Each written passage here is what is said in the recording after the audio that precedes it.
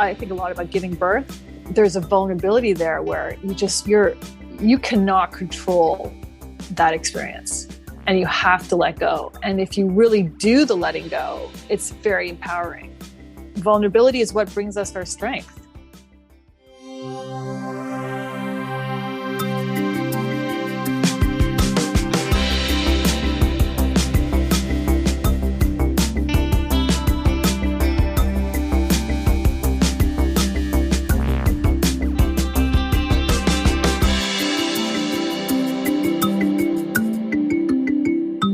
We could totally use this actually for the podcast too, because I'd love to talk about refuge and like how we don't allow refuge, even just being sleep. Well, right? Okay. So I'm going to do the briefest of introductions and then we can just roll right into that because I'm really happy actually to have the chance to speak with you today, Kate. I've been looking forward to it. And when I was preparing the questions and I sent them to you, I realized they were not the right questions at all. They weren't. No, they weren't. I'm so glad you said that. And I struggled while I was writing them and I sent them and I thought, nope. And so this morning when I got up, I thought, nope, but it's going to be okay because Kate doesn't need me to send her questions in advance. It's going to go just fine. But like you just said, refuge would be one topic it would be great to talk about. And well, it's totally so funny you mentioned that about the questions because I didn't look at them until yesterday. Good. And I looked at them and then I went, oh God, I can't answer that. I don't want to talk about that. Yeah. Anyway, we're on the same page. Excellent. I got there. So let's start with what's on your mind, Kate. Well, I love this concept of refuge that you've been writing about and talking about. So when you wrote that first newsletter, it really triggered something in me because I thought I've been exploring refuge now for a good 6 months because I sort of retired myself from my astrology business. And I started to realize how actually refuge is a very active place. Oh, that's interesting. And I'm seeing like some people think that, oh, what happened to you, Kate? Like I could tell something was wrong. You know, I got some sort of feedback. What's wrong with you? Because I didn't hear from you or you weren't on social media. And I'm like, oh, no, this is all good. This is all good. And we just don't, like, generally speaking, recognize the value of refuge and that it's actually a very well-trodden path. You know, there are people who only do refuge in the world. They sort of take a step back in terms of like they're always contemplating, which I think is sort of what refuge is, right? It's not the active, I'm out there in the world doing stuff, involved, achieving. There is this stepping back from the world that is super important, where you're not even looking at the world. You're just sort of in your own space. Well, it's something you're calling out. And I think maybe I have to, for myself, also be more clear about it. Because sometimes I think about refuge as a place of rest and recovery. So it's a place of quiet. But it's also a place of contemplation and reflection. So it doesn't have to be that it's inactive. It is still an active space, but it's a step outside of the world, like you said. So it's not visible to anyone. So you can be in a time of refuge and there is a lot going on, but it's not visible outside. And so it looks like you've just hidden away when really you're taking time to reflect on everything that's happened and sort of plan your next move. So the idea of prospect typically would be, for me anyways, that you're out in the world, you're surveying the opportunities, you go to catch that lion, you go to grab that opportunity, you're in action. And then refuge is when you're partly recovering from that, but also reflecting on what that meant. So what did that mean to me? What do I take away from that? And then what do I want to do next once I've recovered the energy and I have a direction I want to go in? Yeah, it's like integration. Because you have to remove yourself and then go, okay, what was that? what did it mean? Like, and how have I changed? Or what do I like about that? What don't I like about that? What does it say about me? You have to do all that work on your own and face yourself. Yeah. And allow things also to settle. Like we go through huge events in life and then we just motor into the next event and our systems I don't think they can take it. No, that's exactly. So that's another connection I didn't see, but I think that's brilliant. So what happens during refuge can be that moment of integration where you take what's occurred and then you figure out what it means to you. And you have to do that on your own. You don't do that with other people. They'll influence how the integration is an individual. Yeah. Experience. And it's like, I think it's not so much value because you don't see it. No one goes, oh my God, I can really tell you integrated, that. Were you busy integrating all weekend? Is that why I didn't see you on social media? Because you were very busy integrating, and you got to be more visible with that. Like the impact on yourself is so huge, but people can feel it, right? But they don't necessarily see it or understand it. They just, all of a sudden you've changed a bit and they're like, oh, I have to maybe deal with her in a different way right now. But it's really it's an inner game. Absolutely. Right. And the way I live my life, I so much more value that than the outer game. Yeah. I think the challenge for some people, and I would say the challenge for me is so where does the validation come from? So when I'm out in the world, I'm getting feedback from people that I can choose to accept or not accept or interpret it, but it's giving me some guidance about whether I feel like I'm on the right path. Whereas these moments of integration in refuge where nobody's witnessing anything, I am the only person who can gauge whether I'm on the right track or not. And I find that really hard. Well, I love it because once I've integrated something, if I go out into the world and I don't have the same response that I did before, I'm like, yes, like someone doesn't trigger me in the way that I used to get triggered. I'm like, that's the best. It just makes me want to do more and more and more. But no one else knows that inside I'm feeling like this equanimity, whereas before I would kind of freak out. No one knows it but me. But to me, that's like just such a huge win.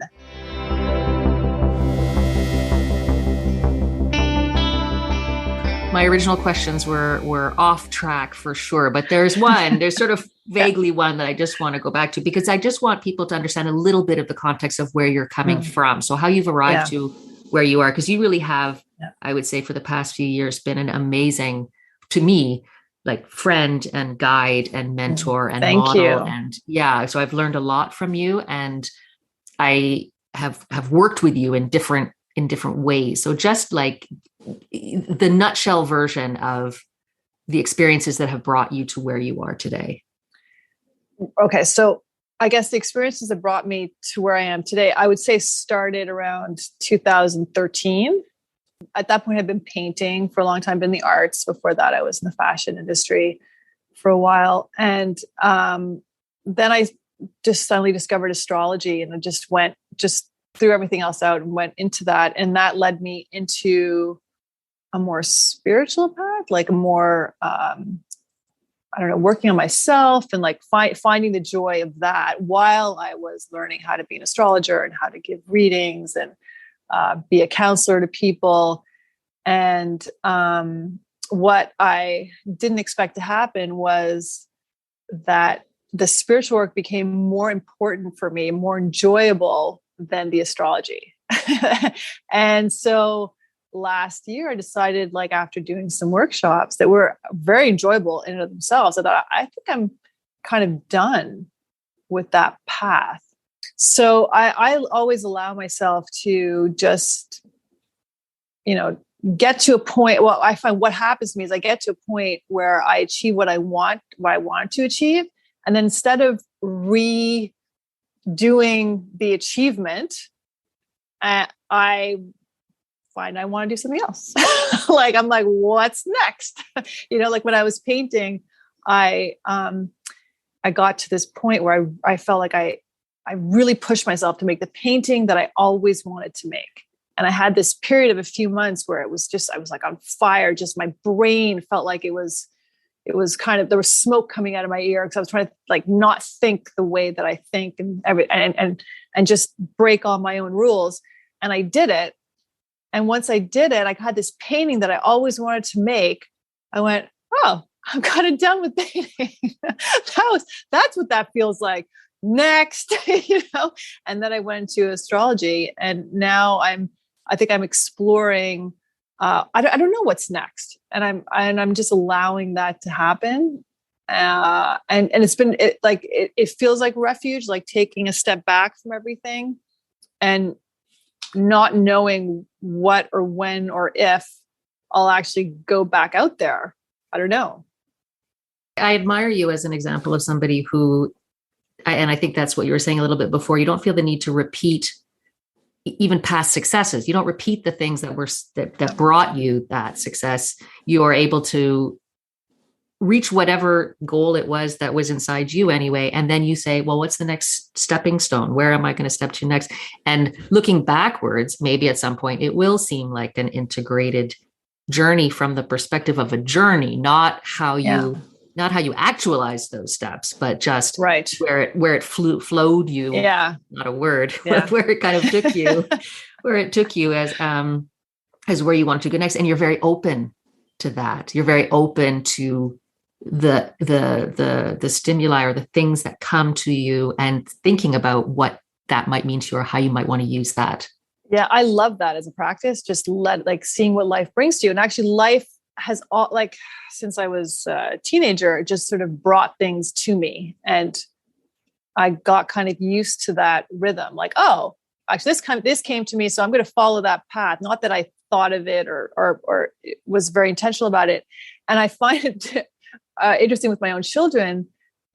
Like, they sometimes I feel like they're trying to control what's going to happen. Like, I'm going to do this and then that's going to happen. I'm like, really? Like, isn't life just going to just happen to you? And then you're going to have some sort of plan, and then something else is going to come in and off you're going to go on that tangent. And I'm like, don't worry, like, but my elder daughter especially is very, everything is totally planned out. I thought, oh, cool. So I had to sort of think, well, my way of living is not her way of living, but I love just seeing what's next. Like, okay, life, like, okay, for instance, I am in this refuge, and I came back I took a little vacation a few weeks ago, came back, and I had a letter from the court that I was summoned to the court. And I thought, oh my God, what did I do? But no, I have to show up for jury selection. So I may be on a jury. So this is coming up shortly. And I'm like, that is not something I planned, obviously, but I can see how it would serve me actually. Like, I'm like so curious about it, about the whole process and the fact that, my own family history has some sort of turbulence in that area. So I'm like, wow, what an amazing way to clear out some of that baggage, possibly. Who knows where it'll lead me. Yeah, I mean, like you said, people, like, we have different natures, right? So that just does come more naturally to you, and it might come less naturally to your elder daughter. But one thing I definitely, because it doesn't come naturally to me, I'm working my way towards just letting things come to me. And you've taught me a lot about that. Even as far as work, I don't stress about where work is coming from. It finds me. And so I'm lucky. But also, the amount of energy it takes to be resistant to that is ridiculous. Like, resistance is exhausting. It is. Like when I got the letter from the court, part of my reaction was, oh my God, like, no, like, you're taking over my life. And it brings up like stress. And so I just sort of did just sat with it. Like, what are the feelings that come up? And when I've told people that this has happened to me, they're like, oh no. Like oh no, you're not going to be called as a jury. But like, as a juror, I'm like, well, but that's life. Sometimes you just have to show up for things and do your part and do your civic duty. And like, and if I resisted that, imagine if I spent the next few weeks stressing, how do I get out of this? When life hands you something, just go, okay. Instead of like, not that. It's interesting. There's two parts of it. It's like, how do I get out of that? This thing that's coming, and I put a bad spin on it. How do I get out of that? And then the flip side is that, how do I get into that? And making that a big, huge deal. Like, oh, this is so, like, my mother has sold her place in Florida. And so to get to that point, she had a lot of people coming through to see it. And she has a beautiful place, and with lots of art on the walls, and it's just very creative space. Yeah. And she told me that she couldn't count how many people passed through and said, your place is beautiful. Oh, this beautiful art. I always wanted to do that, but I just, didn't. shouldn't, wouldn't, whatever it was, they held themselves back from. And so that takes a whole lot of energy too, I think, is like holding yourself back from doing something that actually is so natural and wonderful for everybody. Yeah. And that you enjoy, whether it's wonderful for everybody, who cares? It's like, I enjoy doing this. Yeah. It's me. Yeah. Like I meant wonderful for everybody. Like there, I mean, to be a celebrated, super well-known artist is one thing, but art's for everybody in the sense that that's such a natural way of expressing yourself. And it's the judgment we put around that. But every kid has picked up a pencil or a crayon or some paper and scrunched it up and made something with that, or just made stuff. And then at some point it falls away when you think you can't do that anymore. That takes energy to stop yourself from doing something. Yeah. And then you're depleted. And then you can't even do the little things that you do enjoy because you spend so much energy like trying to resist that sort of stuff. We're interesting humans, right? It's like animals. Do they ever stop themselves from doing what they want to do? Birds like, I'm not sure if I should sing right now. Like, I don't know. Is anyone listening to me? And then when they're tired, what do? They rest. Yeah. Just naturally. Exactly. Just rest. So I've been at home. Yeah, I've been working from home for years now. And I work now around a snoring dog and 2 sleeping cats, constantly. Like my dog snoring constantly reminds me that someone's sleeping out there and just, not working at anything, just in their own space. Yeah, totally. Did you read the book Sapiens? No. One, I can't remember the name of the author, Harari, something Harari. Anyway, he's written a couple of books, but the book Sapiens is about the history of humans. And it's eye-opening in so many ways. But one of the things he talks about is early humans worked. And by work was hunting animals, maybe gathering things, pre-agriculture, 20 hours a week. And they could sustain a whole community. All the adults worked about 20 hours a week. And the rest of the time they spent resting, playing with their kids, hanging out with friends, just socializing and being part of a community and resting. Yeah.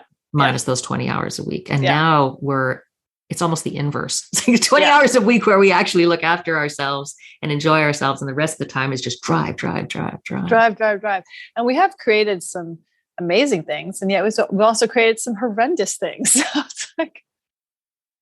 It's like we can take a chill pill on the creation aspect. Yeah. Just imagine if everyone was a little more relaxed, but we don't value that, especially not in our culture. Like there are many cultures that do, but still, they're like, I'm just hanging out. People look at them like, what's wrong with you? Well, so back to the idea of refuge, right? So when you have people reaching out to you saying, what's happened to you, Kate? Where have you been? Are you okay? Because you haven't been as present out in the world. Yeah.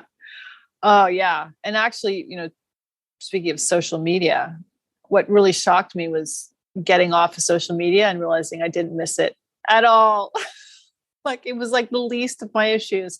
Like, wow, you can totally be not present in that way and yet feel like your life is incredibly full.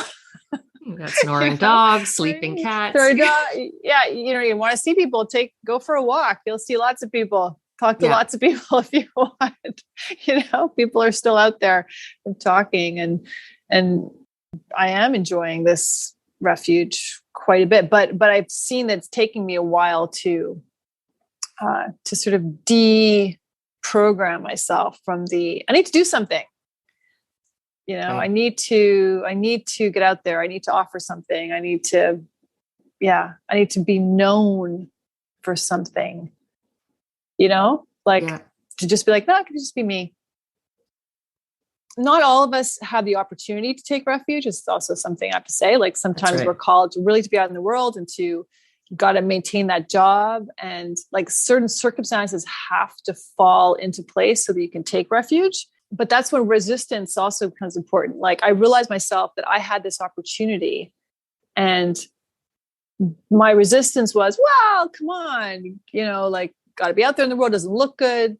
How does it look to do that? But I thought, okay, it's been given to me that I can do this, not forced on me, but given to me as a possibility. and I'm going to take it because I don't want the rest of, at the end of my life to look back and, or, to get up there and meet God and be like, I gave you that space and you just filled it up with shit. Like you're going back to find that space again, or sometimes I think, because I am an astrologer and I do believe that this is not a one-time rodeo, like you come back. If this was my kind of refuge life and then the next 10 are going to be super busy and I didn't take the time to rest up for the next 10, I was like, I was right there and I didn't do it.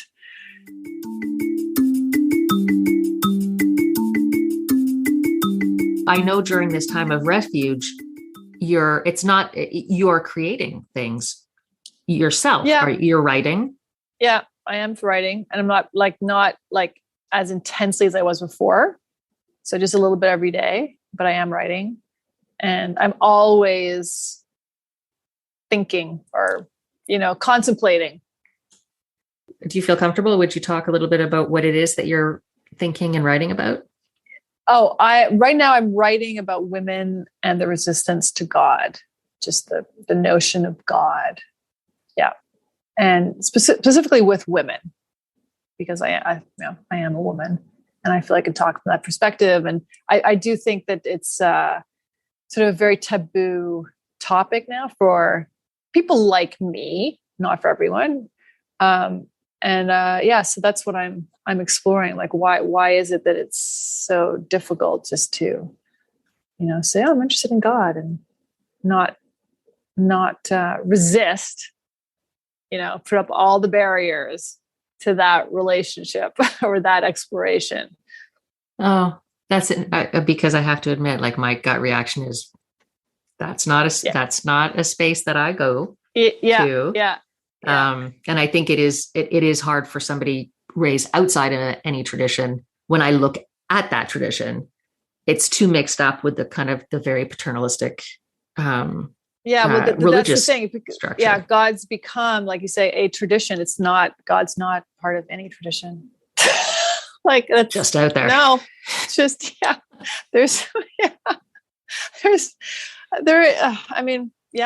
I to start on this conversation just opens up so many cans of worms, but I'd like to get back to that sort of something very basic. And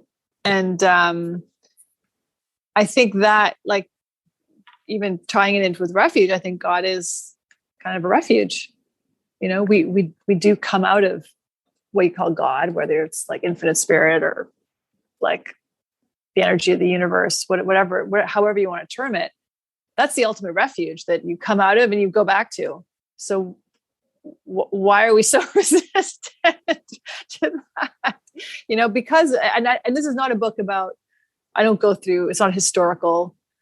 And I'm not trying to argue a point. It's actually a very humorous take on it, just to show up sort of the ridiculousness of our resistance to what is. Because it is what is. I'm stopping myself from going off on it. You're right. That would be a whole other thing. But I like that idea because that makes me think it's tied into smaller questions around why we resist refuge, or that taking those moments to have faith or be cared for or believe that it will come or things will work as they're meant to, and to relinquish that control. Yeah, that life serves us. It's not against us, even when difficult things happen. That there is reason and meaning and beauty and faith. It is faith. It's absolutely faith. Having faith in life. It's not quite the same thing, but when we were talking earlier, I told you I was reading the book How to Be an Adult, and there's an element in there too about how bad things happen. And you've told me this many times. It's taken me a long time to partially integrate, so probably not fully integrated yet. But that idea that bad things happen, and it's not personal. It's not the world coming out to attack me. It's things that happen, and I always can choose how to respond. There's always a choice on how I respond to it. my immediate reaction might be, I'm freaking out. I'm angry about Right. this. I'm sad. Yeah. I'm scared, all of those things. But then how I choose to respond, and people have responded to horrible things in very beautiful ways. So there is always an Yeah. opportunity to respond better than we may think. Yeah. And there's, sort of the silver lining to the cloud, or the gift and the shit sometimes we're forced to eat, Yeah. And to know that that's the human condition. And it's the truth of what life on planet Earth is about. It's like my favorite spiritual teacher, David R. Hawking, says, these are not the heavenly realms. This is not it. If you're looking for heaven, you're not in it. It's the next stop. He says, this is purgatory. Right. And this is where you have to make your choices. Things happen and you have to choose, keep on choosing, and aligning to higher and higher frequencies, if you will, like aligning to love, aligning to compassion, to, whatever is sort of more loving. Yeah. I find it a tricky balance though. And I like when you see young people, like kids, and everything's much more personal and they're much more volatile in their responses to things. And it's easy to see from the outside. So, I'm trying to be more of an adult around and accepting those things and seeing the opportunities in those things. And then I see other adults around me sometimes and I think, you're stuck. It's not happening to you. You're not the victim here. Yeah. But then you balance that against wanting to have empathy for people, or fighting injustice, or, saying, no, that's not okay. Like, it's not okay that that's happening. What do you do around that while you're balancing that with I accept that all these things happen to people and it's natural. Like, I find that tension difficult. Oh, totally. Totally. And that's part of the whole purgatorial experience, right? That everyone's a different sort of states of consciousness too. And everyone is doing the best that they can in their own perspective, right? They're choosing what they think is the best. And that's where they're at. Right. And you may not be there anymore, and you may look back and go, what the hell? But you have to respect that's where they're at. And I just respect where life is at too. That's where it's at right now. Like, I would love to feel like really great every day, but that's not the truth of it. So what do I do with this? How much can I accept it? Like, what would you say to somebody who, you have a beautiful place filled with art, and it's a very creative space too, your home. If somebody came through your home and said, oh, I really wish I could have, I loved art and I love doing drawings and things, but I never did it. Now it's too late. Oh, yeah. It's never too late. I mean, even like in terms of your consciousness, you could live a life and do the most horrific things on planet Earth. And then at the very last moment, sort of have an epiphany and, shoot up in consciousness that very last second before you die. And you'd be like, that's so worth it. Right. Like there's no timeline to anything other than what we impose on it. And this whole thing about doing it when you're young, and like, it's so silly when you think about it. Just go do it. Like, but what people are actually saying when they say that is that they're more invested in the resistance than they are in the creation. There's more in it for them. And sometimes that's very valid. Like, okay, I need to explore why I resist doing the things I love. Okay, so do that. But if you're not even conscious, like, it's getting people conscious of where they're at, right? Yeah. Because I would always tell someone, you want to do something, try it. Because actually, you may try it and you may hate it. Absolutely. like everyone sort of thinks like, oh, being an artist is so great. So I was an artist. I have a lot of friends who are artists. And some of them tell me, they're like, I wouldn't do this unless I had to. Like, I'm compelled to do this, but what a shitty life. Like, what a crazy, stupid life. So I don't know. Like, the grass is always greener. on the other side. And creativity can be just having a life it's not just making stuff, right? It's just having a life that's creative, like take a creative vacation, meet interesting people. I don't know. It could be anything. It's just, but I think what it comes down to is just being you. Like people want to resist being themselves. And like, that's what life is about, is finding, actually, I think enlightenment is actually enjoyment. You enjoy your own existence. Just being alive is enough. It's enough, right?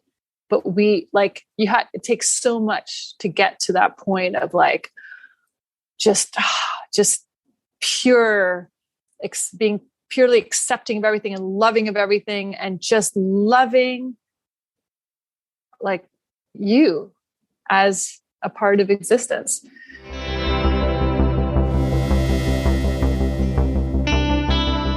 So we have covered none of the questions. Maybe half a question on the list. But I would ask you. I don't always ask this explicitly, but I would ask you, what does vulnerability mean to you? Maybe in the context of what we've been talking about today. Vulnerability is like is a state where you can put yourself where you're open to what happens, right? And sometimes it's forced on you. And I think it's a great like learning tool to understand the value of being humble. Life itself is a humbling experience, but it's a very empowering. You know, you feel the love out of it, mm-hmm. and you're really strong when you're open and like accepting of your foibles and able to laugh at them. You know, we all should be able to laugh for ourselves on planet Earth. Like, it's really, really hard to be a human and to be, do your best all the time and nice to people and compassionate and understanding. It's super hard. And every now and then you just have to laugh at your own vulnerability. Like, I'm vulnerable to anger. I'm vulnerable to all these triggers. But that's how I learn. And like art, getting back to art is inherently vulnerable because you're creating something and then putting it out there and people are going to say stuff about it. But you kind of learn like, oh, I don't care what people think after a while, actually I'm doing this for me. So there's no way I can ever create something that everyone's going to like. There's no way. And that's not the point, right? The point is that I'm being who I am. As far as maybe stages of being able to be open or to be able to be vulnerable. Yeah. In refuge, it's already a challenge because you've taken in a lot from your experience out in the world and you're processing it. And if you can be really open and honest with yourself, there's things that you're not going to like about what you've brought in. You figure out ways to integrate that. And then being open and vulnerable out in the world in a moments of prospect where you're out there and you've put stuff out there and you're actively receiving feedback back.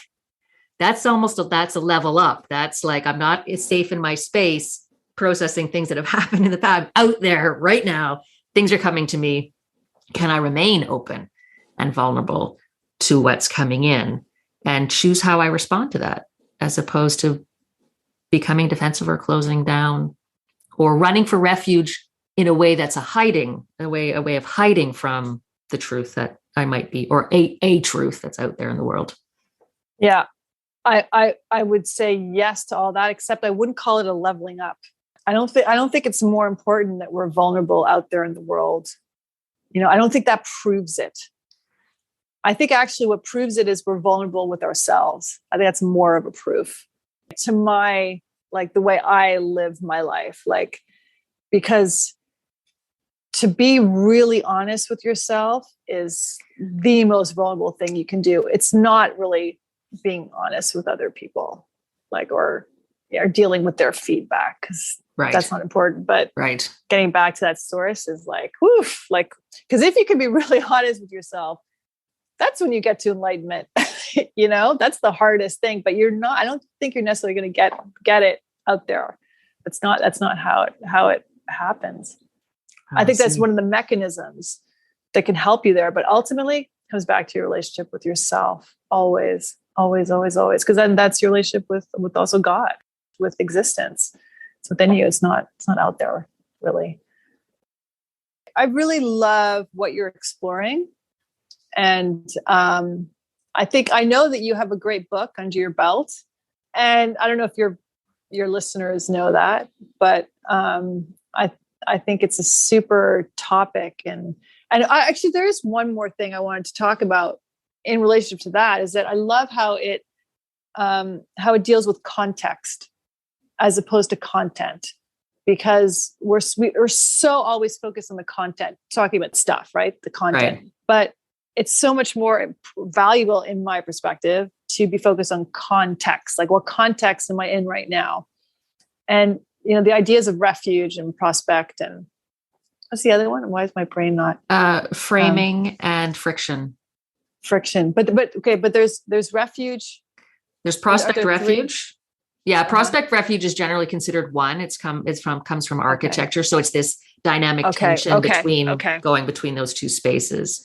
And then friction is the dissonance or the conflict that we feel that kind of pushes us into a new space. And framing is very much about setting the context. So you are always choosing what you're looking at or paying attention to and what you're ignoring, because we can't attend to every single piece of information in our environment. So we're always framing what we choose. Yeah. So I guess the frame that I love is the big context, like always going back to context and just releasing the obsession with content, and I think all this plays really nicely in that, because sometimes if you just focus on the fact that I need refuge right now, and you just hold that context in mind and stop with the content, like, what am I creating? Why? You just let it go. You just keep on focusing on the context. I think it's a healthy way. It's very supportive. You kind of shut sort of the doubts down, and you go, this is the context I'm in now, and later I'll be in the other context. Yeah. I might be a prospect. So, but you milk what you're in, and you always, like, as an astrologer, I always love to do that, as like really pull back to the bigger pictures where you're in, and stop niggling with the little, every little thing. Is this the right decision? Whatever, who cares? Like, because when you work on a spiritual level, what you want to do is be pulling it, like, connecting with these higher context fields, like love. So love has no particulars. It's not a particular action. It's just a context. And so you want to be operating out of let these contexts operate through you, so that you're a loving person, you're a compassionate person, however it manifests itself, and not be so caught up on the how it manifests itself, on the content. I couldn't help. I was thinking while you were talking, and it's almost a very nice way of looking at your journey too, because you go from fashion, art, astrology, spirituality, but the content, those are different buckets of content. But it's not about that. Yes. It's about the steps that you're taking through those things. That bigger picture of your journey and where you're going has nothing to do with, you could sub in, I forgot economics. Yeah. You did economics in school. So, but it doesn't matter. What you absorbed from that was distinct from the content package. Yeah, exactly. Not about that. Exactly. It's a nice way to live your life. Yeah. I like it. Thank you, Sarah. Yay. Thank you, Kate. Right. Have a nice day. You too. Bye.